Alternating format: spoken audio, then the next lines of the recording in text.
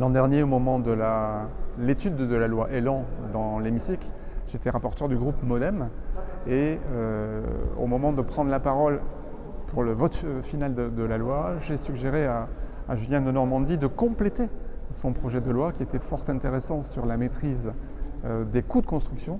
Je lui ai proposé de le compléter par une maîtrise des coûts des fonciers parce que ça ne servait à rien de maîtriser le prix des constructions. Si on ne maîtrisait pas le coût du foncier, on n'allait pas maîtriser le coût des logements. Et donc c'est suite à ça que le Premier ministre m'a confié une mission sur des propositions pour lutter contre la spéculation foncière. Et voici le rapport qui lui sera remis mercredi. Le rapport est orienté selon 5 enjeux. Le premier enjeu, c'est casser la spirale, l'engrenage infernal de la hausse. Le dernier enjeu, c'est faire en sorte qu'il n'y ait plus de spéculation foncière. Il y a tous ces enjeux en passant par utiliser le foncier disponible, comment mieux valoriser un certain nombre d'éléments. Voilà. Et du foncier disponible, il y en a dans nos villes, il y en a même dans les zones tendues, et le rapport propose justement des pistes pour aller les chercher.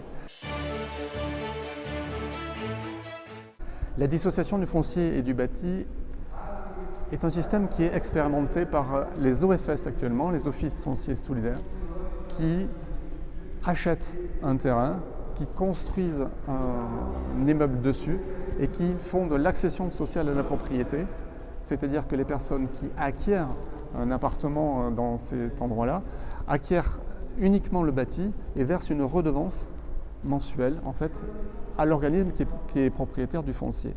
Cela permet d'acquérir un appartement entre 30 et 40% moins cher.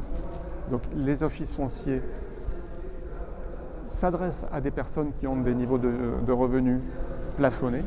Ce que je souhaite, c'est que ce système soit élargi à l'ensemble des Français, à l'ensemble des modèles constructifs, que ce soit pour du logement, mais également pour du commerce, pour des services. Voilà, c'est un nouveau droit de propriété. On dissocie le foncier et le bâti.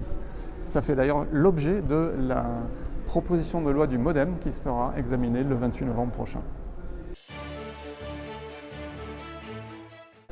Alors le rapport fait bien sûr, c'est normal, nous faisons partie du groupe Modem, le rapport fait la part belle aux élus locaux, aux collectivités locales, parce que nous pensons, contrairement à certaines personnes que nous avons auditées, nous pensons que c'est le maire qui connaît le mieux sa commune, qui connaît le mieux ses habitants, qui connaît le mieux ses quartiers et la manière dont les gens vont réagir.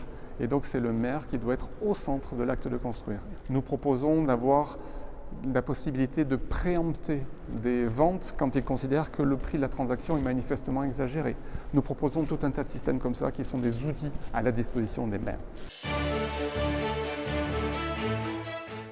Et quand on parle foncier, on parle systématiquement de fiscalité, puisque la transaction foncière génère de la fiscalité.